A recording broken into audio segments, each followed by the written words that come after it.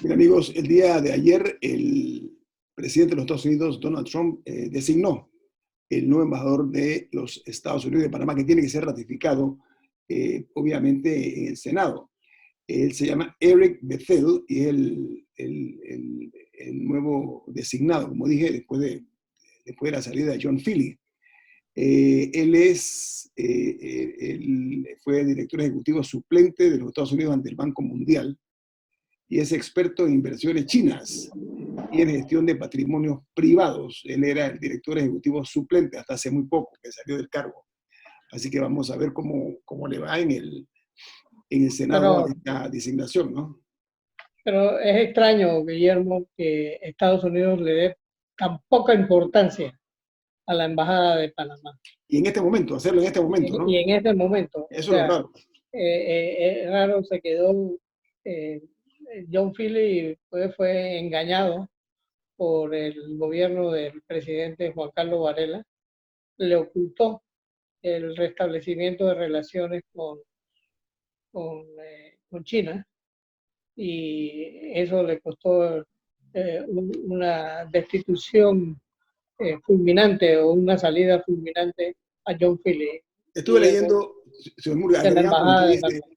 sí, estuve leyendo lo que dice en algunos medios internacionales, es que el señor Philly tuvo diferencias muy serias con el propio presidente Trump. Él tenía Como todo mundo. diferencias, él no gustaba del presidente de Estados Unidos y lo decía, él lo decía y eso, por supuesto, precipitó su salida, ¿no? Y la otra noticia es que ayer se reportaron 10 muertes por el coronavirus en Panamá en menos de 24 horas. Creo que eso debe llamar la atención porque, a mi juicio, no podemos subestimar este tipo de situaciones. Yo lo que creo es que, por ejemplo, ya Italia ayer comenzó a bajar en la cantidad de fallecidos, producto de la rigurosidad con que han manejado ellos la Sí, pandemia. a mí me gustaría que tuviéramos más información, porque se ha preguntado reiteradamente en conferencias de prensa y no se responde. Me parece que sería importante tener más información sobre los fallecidos y sobre los que se encuentran en intensivos. Nadie está pidiendo sus nombres ni las direcciones de su casa, pero, pero me parece importante que uno como población, bueno, y las edades sí las conocemos, pero saber, por ejemplo, eh, la concentración geográfica, que digo, uno lo puede buscar si uno se mete minuciosamente a buscar corregimiento por corregimiento, pero a mí me parece importante saber si, por ejemplo, hay un corregimiento particular donde se concentran muertes. Si puede ser porque hay un tratamiento, o sea, si en el área quizá las facilidades médicas son menos eficientes, o si hay alguna comorbilidad en el área en particular, o si hay una cepa más fuerte, o saber cuáles exactamente eran las comorbilidades que tenían las personas, que la mayoría de las personas que mueren. Por ejemplo, si descubrimos que un porcentaje importante era diabético o que fumaba, no sé, a mí eso me parece que es información importante. Eh, Igual para las personas que están en intensivos, en especial ahora que tenemos un número importante de personas saliendo de intensivos, por ejemplo, del Chicho Fábrega en Santiago de Veraguas, ya por lo menos 7 personas han logrado salir de intensivos, lo cual es una excelente noticia. Pero creo que nos falta un poco de información. ¿De dónde salieron Bueno, estos 10 muertos? ¿Cuántos estaban en intensivos? ¿Cuántos pero estaban en hospitales? hay información básica, Camila, que no la están dando. Todos los días, cuando hay muertos, hay que decir, bueno, estos muertos salieron de los hospitales o salieron de sus casas. Ajá, eso sí, Esa es eso esta es lo una Mira, información, más detalles. una información básica y que no se está dando. Entonces, las conferencias de prensa, y yo no he querido opinar, pero es un curso acelerado de cómo no se debe hacer una conferencia. No, pero no solamente la conferencia de prensa, o sea, ellos tienen... Guillermo, déjame terminar, Camila. Tú, Guillermo, has manejado, eh, manejaste una vez un ministerio y manejaste la conferencia de prensa de un presidente de la República. Yo creo que realmente hay que hacer una revisión con expertos de qué es la información que se está dando y qué valor tiene para la comunidad, porque realmente no está llenando y se está perdiendo sintonía. Cada día la gente le está perdiendo interés a la información que se da en las conferencias. Dice que hay que reestructurar el contenido, señor Murga, lo que usted está diciendo. El contenido totalmente. Sí, puede ser la metodología. Más breve. La metodología también. Sí, más breve y dar información sí. de los muertos. De dónde salió, si salieron los recuperados también, y los recuperados, ¿no? También saber de dónde, como dice Camila, Chichistabre, ¿no? Por ejemplo, ¿no?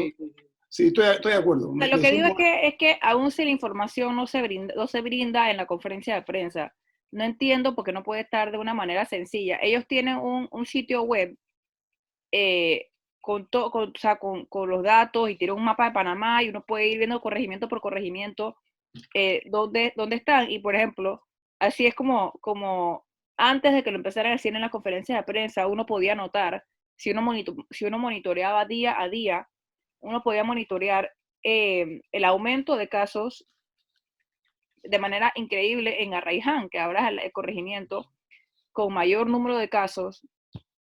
Ese crecimiento se podía ver y es importante de que no dependamos de que nos lo digan en una conferencia. Y Arraiján es un distrito, pero el corregimiento de Arraiján, un crecimiento exponencial es Veracruz. Es increíble la cantidad, que en una sola familia hay casi 60 personas en una comunidad indígena. Agregando eso, quiero referirme a unas declaraciones públicas que ha hecho la Organización Panamericana de la Salud, conocida por sus siglas como OPS. Ellos advierten que el COVID-19 o coronavirus, y cito entre comillas, quiero ser puntual, dice, todavía tiene que golpear con toda su fuerza a la región de América Latina y el Caribe. Y están, sobre todo, siendo muy robustos en el criterio de que es importante el distanciamiento social. Dice que esa es la clave para poner alto al COVID-19 y evitar el colapso de los sistemas sanitarios de los países de Centroamérica o de América Latina y el Caribe. Vale la pena eso comenzar a verlo con mucho detenimiento, porque uno de los reproches que hay, y yo recuerdo que así fue, por ejemplo, la Organización Mundial de la Salud, la OMS, se demoró muchísimo en aceptar que era una pandemia. Ustedes recuerdan, ¿no? O sea, le daba vueltas y vueltas y vueltas, los números subiendo y la OMS todavía se mantenía que no era una pandemia. Pero hay que ver también cuáles eran los criterios. O sea, si resulta que los criterios era que tenían que llegar a X número de países para ser declarada una pandemia, era así. Porque después, si hubiera pasado lo contrario y hubieran declarado pandemia y, mira, resulta que en verdad no llega a todos lados, ahí la gente habría dicho que la OMS es que no es profesional, que está alarmando a la gente y cuando hay una emergencia no le creen. O sea, también hay que ver cuáles eran los criterios para de todas maneras, la calavera es ñata, como se dice, ¿no? Oye, pero hablando ya para terminar, Rubén, dice además la OPS que las medidas o las restricciones se deben levantar cautelosamente y luego analizar el comportamiento del coronavirus. Yo creo que eso es prudente, Rubén, ¿no? Sí. No, es importante analizar las cifras, no tener miedo de darlas. Yo creo que no hacen... Estamos hablando de levantamiento de las medidas. Sí, pero es que cuando dan la cifra la dan con miedo, Guillermo. Cuando bajan los muertos, arrancan dándolas de una vez como una buena noticia. Pero cuando aumenta el caso de los fallecidos, entonces tratan de ocultar la información. Yo creo que Panamá, y usted es el político aquí del programa, el gobierno de Panamá ha hecho hasta ahora bien las cosas, es decir, la verdad, tener credibilidad. De ahí la importancia de que la consoliden con una muy buena estrategia comunicacional donde lo que prevalezca sea la claridad, la transparencia. Lo que necesitamos son datos abiertos, necesitamos poder tener acceso a una plataforma que existe, no estoy pidiendo que la creen, ya existe, pero necesitamos que los datos sean, que uno pueda, por ejemplo, bajar una hoja de Excel, o sea, porque obviamente eso, el código que tienen para eso, los datos lo pusieron en algún lado, porque es importante que la gente pueda manejar data, ni siquiera la tienen que leer en la conferencia de prensa, pero tiene que estar disponible en una plataforma para que uno pueda sentarse a ver los numeritos en su casa. Eso es importante. Oye, y no tenerle miedo a las estadísticas, Guillermo. a las estadísticas hay que torturarlas para que, como decía Mario Velázquez, para que hablen.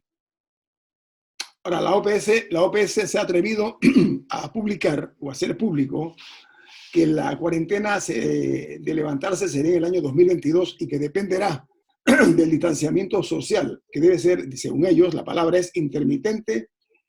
Eso lo han dicho los científicos de la Universidad de Harvard y aparece publicado en una revista que se llama Science, una de las publicaciones más creíbles y respetadas que hay en el mundo científico.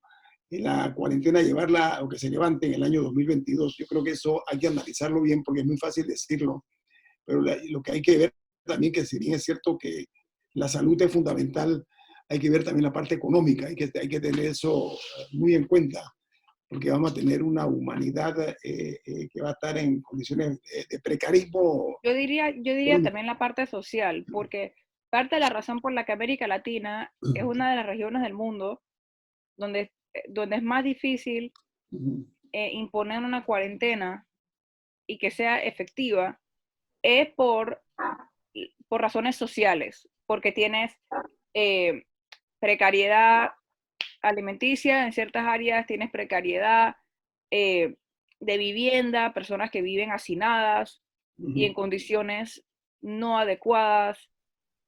Bueno, recientemente salió una foto de una familia de 14 personas que viven todos casi que en un solo cuarto. Personas que duermen 7 niños en una cama. O sea, ¿cómo poner una cuarentena así? Una bomba de tiempo. Ajá, entonces, o sea, sí hay razones sociales y demográficas por las que en América Latina es difícil. Sí. Es un reto extra al que han tenido otras regiones para poner estas medidas. Vamos al corte comercial. Están escuchando Info Análisis, un programa para la gente inteligente. Bueno, amigos, de regreso aquí en Info Análisis. La otra nota importante es que los vuelos hacia y desde Panamá se han suspendido hasta finales del mes de mayo. Esto demuestra, primero, la dureza y lo rudo que ha sido este virus, este coronavirus, pero además que se está viendo con mucha responsabilidad ese asunto en cuanto a los vuelos hacia otros países y los que vengan de otros países hacia Panamá. ¿Qué opinión les merece a ustedes, dama y caballero? Bueno, lo primero, Guillermo, es que nosotros tenemos que prepararnos, porque Panamá creció con Copa, convirtiéndose en una de las principales líneas aéreas de América Latina. Copa es, y ya Copa no va a ser lo que fue. Ninguna aerolínea. En pleno crecimiento. Fue castrado su crecimiento cuando los dos accidentes esos que tuvieron los Boeing, es de la marca que estaba comprando Copa. El MAX 8. Entonces eso, nosotros tenemos que estar preparados, Guillermo. Ya Copa no va a ser lo que fue. Sí, Murgas, y mucha gente se va a alegrar, yo me pongo triste. Rubén, porque hay mucha gente que... Sí, una precisión nada más, Rubén, una precisión. Todas las aerolíneas del mundo, todas están afectadas. No hay una sola no hay. Y los Estados Unidos de América ya está pensando a través del presidente Donald Trump algún tipo de asistencia económica para las aerolíneas, para que usted esté claro, porque para ellos ese es uno de los bastiones de la riqueza comercial de ese país, como lo es en Panamá la aerolínea Copa, hay que decirlo, más allá de las antipatías o las simpatías. Entonces hay que ver esto con muchísimo cuidado porque el tema apunta hacia la recuperación no únicamente en materia de las aerolíneas, sino también en materia de los negocios que están sumamente golpeados en el mundo y también en Panamá. Yo creo que... Sí. Pero en Panamá, Copa es demasiado importante para Panamá. Demasiado. Y para muchos países, demasiado, para muchos países, porque es la conexión principal para muchos países. Estados Unidos tiene un capitalismo bien desarrollado y quebró Pan American y no le pasó nada a los Estados Unidos. Quebró Braniff y no le pasó nada a los Estados Unidos. pero si quiebra Copa en este momento, que representa tanto para Panamá, le va a ir mal a Panamá, Guillermo. Hay mucha gente que cambió de carrera, estudió aviación con grandes sacrificios. La carrera de aviación es carísima y mucha gente se empeñó para que sus hijos fueran pilotos, que fueran aeromosas, sobrecargos. Bueno, sobrecargo y todo lo demás. Entonces, nosotros tenemos que estar preparados porque ya la aviación no va a ser lo mismo de antes, Guillermo. No, y el turismo tampoco. Sí, Es importante ver cuál va a ser la estrategia de la Autoridad de Turismo de Panamá, porque el turismo es un área también que genera muchísimos empleos, directos e indirectos, en diferentes lugares del país, ¿no? Eso en particular es algo que, por ejemplo, en Bocas del Toro, en Chiriquí, o sea, que también impacta a otras áreas del país y también se va a ver fuertemente golpeada. Hay que ver cuál es la respuesta de Panamá ante eso, porque la gente también no va a viajar igual. No, lo que pasa es que el turismo está íntimamente vinculado precisamente a la industria de la aviación, el gran turismo estoy hablando. Y eso... No, pero yo estoy hablando, ok, la persona llegó aquí en avión, llegó, se le transportó, no importa, llegó, pero toda la inversión que hace aquí en Panamá, los cruceros que llegan, acabamos de hacer, el centro de convenciones de Amador, y por ejemplo, ¿cuándo va a ser la próxima vez que va a venir una gran convención de afuera? Sí. ¿Cuándo? Cuando si no puede haber aglomeraciones de personas, ¿cuándo va a haber un concierto aquí en el Centro de Convenciones Amador? ¿Cuándo va a haber una conferencia, un festival? O sea, esas son cosas también que van a impactar muchísimas áreas de Panamá y que es muy difícil, si no se tiene las personas viniendo de afuera, es muy difícil que con la población local puedas compensar ese tipo de ingresos. Guillermo, también tenemos que estudiar las bolsas de comida que le están dando. Están mandando bolsas de comida con pollo para el interior, para los indígenas, que allá le pueden comprar pollo allá mismo. O los patos, pavos, o tantas cosas. O sea, yo creo que se tiene que estructurar muy bien lo de las bolsas de comida, porque no salimos de lo mismo, de la salchicha, el pollo. Oye, en el interior del país tú no tienes que regalar pollo. Si allá los tienen, los debes comprar allá o dar el dinero para que compren los pollos. Hay dos cosas que a mí me parecen muy importantes y las he mencionado, de por qué está siendo tan difícil la implementación de la entrega de Panamá Solidario. Uno, es el sistema tan débil que tenemos de representantes de corregimiento y gobernadores. Y digo, por suerte ha habido algo de descentralización, pero no ha sido suficiente y no ha sido, y le falta todavía. Pero la debilidad de las juntas comunales y de los representantes de corregimiento y la debilidad de los gobernadores. O la politización de las juntas comunales. Y la politización. Los representantes de corregimiento, si pertenecen a un partido, pertenecen al partido panameñista, entonces no le quieren dar al PRD, o viceversa, si pertenecen al PRD no le quieren dar. Bueno, pero es que eso es debilidad, o sea, eso es debilidad. Es debilidad del sistema. Es una debilidad del sistema. Así que se está demostrando la inoperabilidad del sistema de juntas comunales y de cómo están cero preparadas para ayudar a sus comunidades en ese sentido. Uno. Y dos, ya fue pospuesto, iba a ser pospuesto de todas maneras por esta situación, lo cual no perdona la razón por la que fue pospuesto originalmente. Pero si tuviéramos un censo bien hecho, con información fidedigna, tendríamos información más detallada que nos habría servido muchísimo en esta crisis. Algo tan sencillo como ingreso por hogar, que ahorita la información que tenemos está tan desactualizada. Eso habría sido una excelente ayuda a la hora de distribuir. Y de organizarse y de ver y que si en esta Además, comunidad y que si en la otra, porque ahorita estamos trabajando con puros estimados y puros modelos matemáticos y no con además, información de verdad. Camila, además que mucha gente ha quedado sin empleo. Mucha gente que tenía empleo ya no tiene empleo. Sí, hay Ese es por lo un menos orden. 68.000, creo que es la cifra de Eh, contratos suspendidos por lo menos.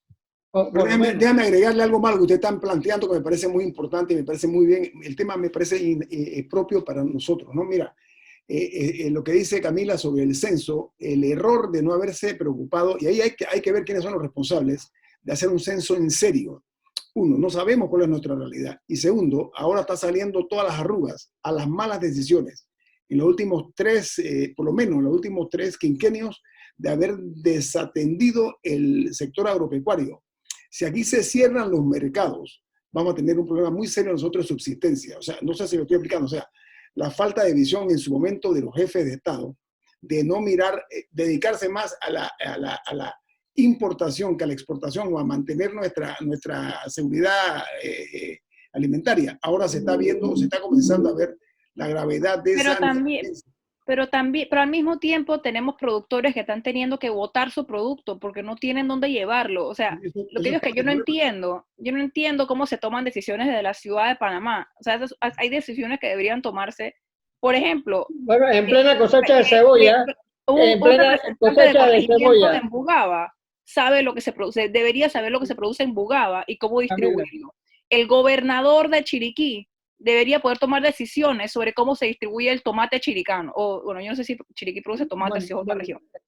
lo Pero, más importante es que la cebolla en Panamá se trajo una importación de cebolla cuando hay cebolleros aquí que están produciendo en medio de la cosecha de cebolla, porque Panamá no produce toda la cebolla de, que se consume, pero un gran porcentaje de la cebolla se produce en Panamá. Y entonces están trayendo cebolla de Holanda cuando Panamá está produciendo cebolla ahora. Y eso es inexplicable. no, pero lo que yo hablo es, lo que yo estoy hablando es la distribución de lo local.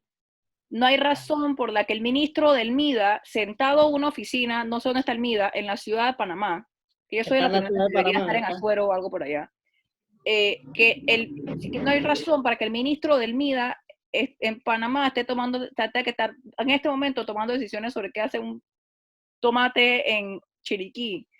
Para eso deberían también aprovecharse las autoridades locales que saben lo que hay, que saben la gente, que saben en teoría deberían saber sus comunidades, deberían poder ayudar con esa distribución para que no pasen los videos que están circulando de las montañas de producto que no tienen dónde ir.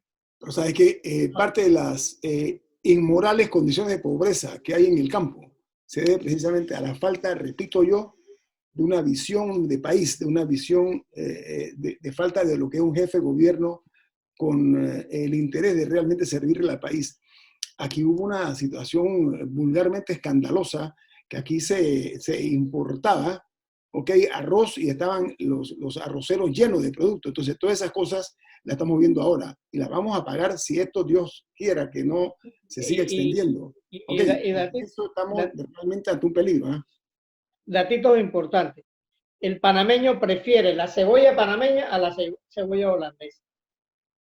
Para que no vayamos, le rinde más, es más sabrosa y más manejable la cebolla nacional que la cebolla importada.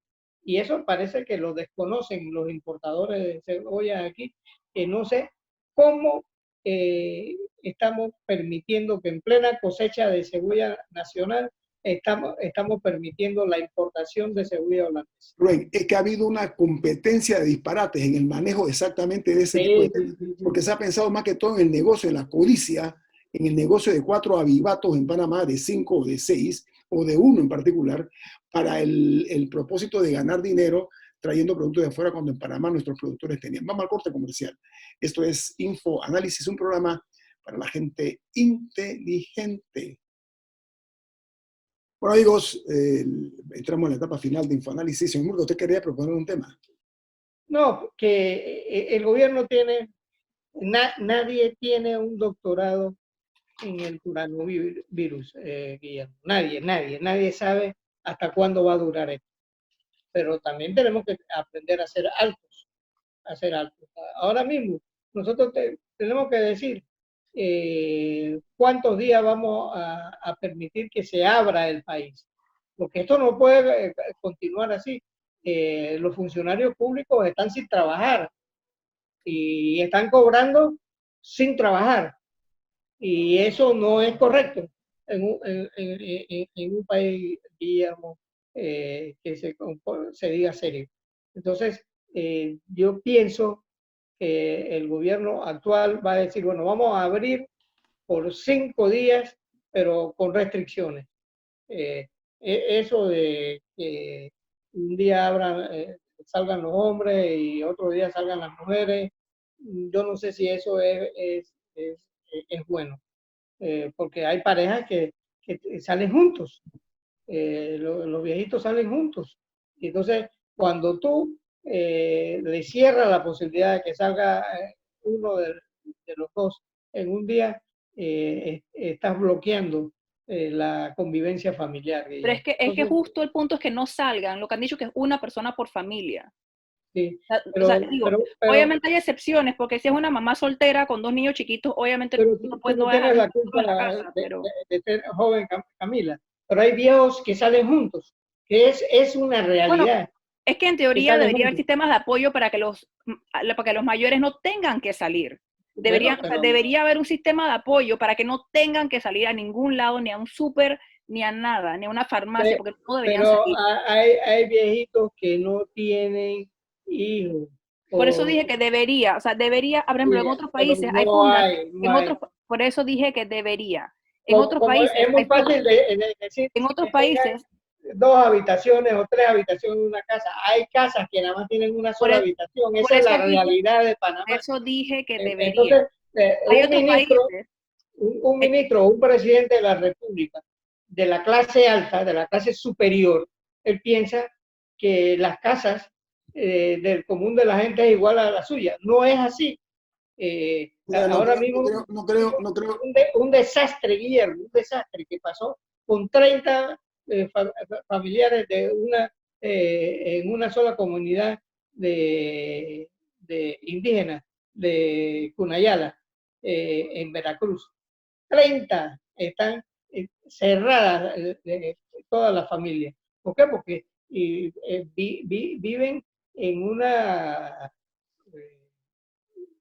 convivencia total, mezclados, hijos con sobrinos, con sobrinas, con tías, con abuelos. Cosa que no debería pasar, punto, con o sin coronavirus.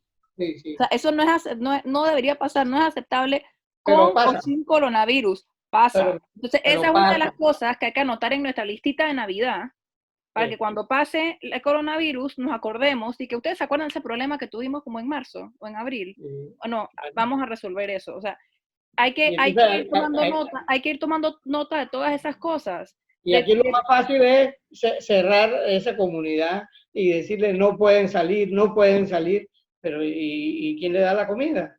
¿Quién le da los alimentos? Es tan fácil prohibir, como yo veo que aquí sale un día que hoy nada más salen los hombres y mañana salen las mujeres. Ya Colombia tuvo que echar para atrás eso, porque es impráctico. Permítame, por favor, un segundito. A ver, hay una realidad. La única manera de superar esta crisis mundial es quedándose en la casa. Así de fácil. Uno, es cierto que me refiero, tiene que haber una forma escalonada para que algún miembro de la familia salga a comprar las cosas que haya que comprar. Y el problema aquí yo creo que el problema es los que no tienen nada que comprar y que no tienen con qué comprar. Yo creo que el problema es ese. Pero si se sigue manejando esto con criterio político, de darle nada más al copartidario o al amigo del representante o del diputado. Y el sistema de representantes de corregimiento no se ha lucido, Guillermo. Yo conozco una muchacha que no le han dado ni bono ni le han dado bolsa de comida. Y yo voy a poner un Twitter con la dirección de ella para que sea una vergüenza para el gobierno nacional. Bueno, prepárese, va a tener que poner muchos Twitter, seguro, va a tener que poner sí. Pero yo tengo el caso y lo conozco y lo tengo certificado. No, pero no es lo que usted conoce. Esas son las personas que usted no conoce, ni que yo conozco, que se están quejando en diferentes formas porque no han sido tomadas en consideración. Yo creo que aquí, y luego para bien, hay que buscar o hay que reformular la estrategia. Bueno, en teoría, la cédula como tarjeta de débito debería entrar en operación esta semana. El presidente la semana pasada dijo que habían hecho, no me acuerdo si dijo como 1000 pruebas y que habían salido bien y que en una semana más él debería poder hacer ese anuncio. Esa semana. Yo voy a poner un Twitter con la persona que no le han dado ni bolsa ni bono. Ya lo dijiste, Rubén, pero yo creo que eso de la cédula me parece una buena idea. Lo que hay que hacer es materializar eso de una forma organizada, debidamente establecida las normas y las reglas. Ya el mismo Cortizo descubrió que había trampa en la distribución, Guillermo. Había trampa. ¿Pero a quién ha votado? Yo quiero la lista de votados. No se ha visto. Hay gente detenida por eso. No, pero yo quiero ver la lista de funcionarios 8, 10 bonos, 8, 10 bonos en la mano. ¿Cómo lo consiguieron? Pero ese bono salió de alguien, salió de una institución. Y ¿quién lo dio? Merecemos tener la lista de votados. ¿Quién dio los bonos? ¿Quién fue el que hizo el negocio con los bonos? ¿Quién fue el que hizo el manejo político? Yo no, o sea, a mí, el que lo recibió al final, el que lo recibió al final, no. El que lo recibió, ¿quién lo dio? El que lo recibió es una víctima de las circunstancias. Es el que está haciendo negocio, el que está haciendo capital político con ese tipo de cosas, en desmedro de la mayoría. Ese es el problema. Siempre el manejo inapropiado del poder político para precisamente beneficiarse los unos sobre los otros. Yo creo que el presidente en eso ha tenido buena intención, a mi juicio. El concepto, repito, de la cédula me parece bien porque si hay un buen control no va a haber repetición en cuanto a la entrega de las bolsas. Pero hay que verlo esto con más seriedad. Nosotros no podemos ignorar que hay un bajo este cielo hay panameños que tienen problemas ahora mismo muy serios para alimentarse. Y no quiero y Panamá está llena de juegavivos, Guillermo. Y hay mucha gente que cogió puestos en el gobierno soñando con salir millonario de ahí, Guillermo. Y eso es un crimen en este momento. No, y también mucha gente que aceptó puestos para los que no estaba preparado y que ahora que llegó la crisis están viendo cómo resuelven. Eso es muy grave, eso que acá dice Camila es muy cierto. O sea, aquí el problema es que la gente la gente es osada, hay mucha gente que realmente es osada, y eso lo que hace es que afecta a la buena voluntad de los gobernantes, porque designar en un cargo a una persona que no tiene la capacidad, ni el conocimiento, ni la experiencia, es un acto de negligencia plena. Oye, de parte del que nombra y de parte del que es el nombrado. Hay ministros que sin tener 6 meses de ministro ya han pasado 3 o 4 ministros por la misma cartera. Eso demuestra que estamos improvisando, Guillermo, que no estamos poniendo a la gente adecuada. Estamos en medio de una crisis, el problema es que estamos en medio de una crisis. Como nunca debo decir que hay funcionarios que se han destacado sobre todas las expectativas. O sea, sí hay quienes generan un sentimiento de seguridad, y no hablo de seguridad de que te van a venir a robar, sino de tranquilidad en la población, y sí hay que destacar que de esos también hay. No, y mucho. Hay que mencionarlo. Es que cuando alguien hace algo bueno, Camila, hay que mencionarlo. Pero ¿sabes qué? Lo que hace que Rubén, la medalla. Usted lo sabe, señor Murga, todos los gobernantes tienen aduladores de oficio, los lambiscones de siempre, que no se atreven a decirle al presidente, esto no está bien, ¿eh? Presidente, hay que remendar este tipo de cosas, hay que reformular la idea. Sí, y así como por ejemplo en este programa hemos felicitado reiteradamente a las autoridades de salud, particularmente a la doctora Rosario Turner porque ha sido una capitana a través de esta crisis y ha liderado un equipo de técnicos, que es lo más importante, se ha rodeado de técnicos, les ha dado la oportunidad de hablar y de tomar decisiones y de proponer y de aportar. Asimismo, hay instituciones que a mí me parece que no han dado la talla. Y una de esas, y la voy a mencionar, me parece que ha sido el Meduca. La conferencia de prensa que se dio ayer debió haber ocurrido hace un mes. No puede ser que hayan esperado un mes, más de un mes de que se cancelaron las clases, para decir cuáles eran los lineamientos, empezando por ahí, para plantear cuál era más o menos la hoja de ruta. Nadie les estaba pidiendo que tuvieran un calendario perfecto, pero lo que sucedió ayer tenía que haber pasado hace un mes. Pongámosle hace 3, 4 semanas para darles una semana para prepararse. pero a mí eso me parece que han mostrado un atraso y una demora y una lentitud que no es aceptable. Mira, Porque, Camila, porque las semanas van pasando, y ahora, por ejemplo, ayer es que dieron los lineamientos, o sea, ayer dijeron, dije, ok, estas son nuestras reglas. Ahora hay que ver cuánto tiempo les demora verificar o sea, dar las certificaciones a los colegios, porque ya habían dicho que iban a ser por que 2 días, ahora están diciendo que pueden ser entre 2 días y no me acuerdo cuántos dijeron. mira, estoy de acuerdo con Y usted, los Camila. colegios oficiales siguen sin dar clases. No, pero voy para allá.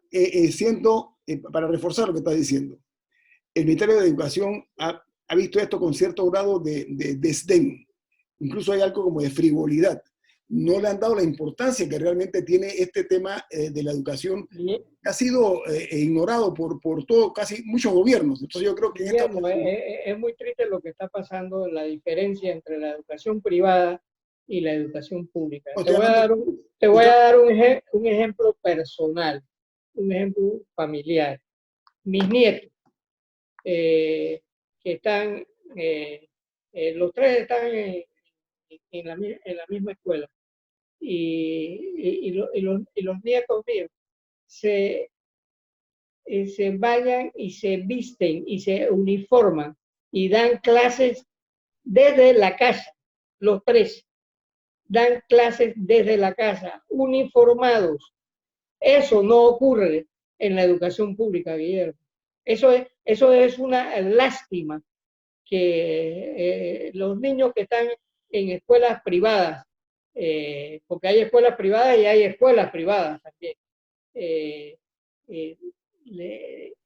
reciben una educación número uno, y doy como ejemplo la que están recibiendo mis nietos, que se uniforman en la casa y allí lo hacen. O sea, eso te demuestra que tenemos dos clases de educación y hace eso rato, no hace rato, Zemudia. Hace muchísimo tiempo. Y lo que pasa es que, esto no es nuevo.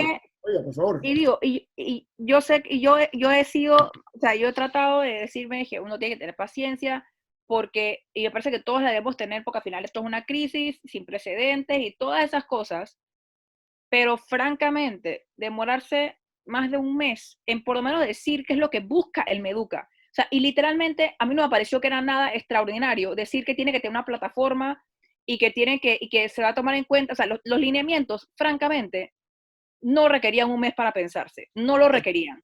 Y no son nada del otro mundo, para que no se hubieran podido decir que al principio, de que para que sepan, queremos lo básico, que es lo que están pidiendo. Queremos 5 cositas. Tenemos que irnos porque ya terminó Infonavit. Pero ¿saben qué? Ya se vio al rey desnudo. El rey desnudo, nosotros que el poder político quedó desnudo, con las falencias que durante mucho tiempo nosotros en este programa hemos criticado. Uno es la educación, otro es la salud. Ahora se ven todas las arrugas. El atraso del Meduca es una cosa espantosa. Y no digo Meduca. No digo Meduca. El Meduca por décadas. Se nombró gente en cargos para los cuales no estaban preparados. Para los cuales no estaban preparados. Eso es muy triste. Yo creo que tiene que replantearse, Rubén. Yo no echaría el muerto en particular a nadie. No, es que el arrastre que tiene el Meduca no puede explicar que en 6 meses de gobierno, en una cartera haya habido 4 ministros. Es un fallo. Y en otra haya habido 3 ministros. No, eso es fatal. Lo que digo es que el atraso del Meduca es una cosa que tiene muchísimos responsables. En eso sí debo decir que no es culpa de la ministra Gorday. Es un arrastre espantoso, criminal, pero es hora de hacer un exorcismo a ese ministerio. No, es que este es el momento. En estas crisis hay que se hacen los cambios. Ahora hay que hacer un exorcismo a ese ministerio inoperante para ver si por fin sacamos adelante algo, por lo menos de esta crisis. El equipo de Rubén Darío Murgas. Y Guillermo Antonio, que tengan un excelente día. Hasta mañana.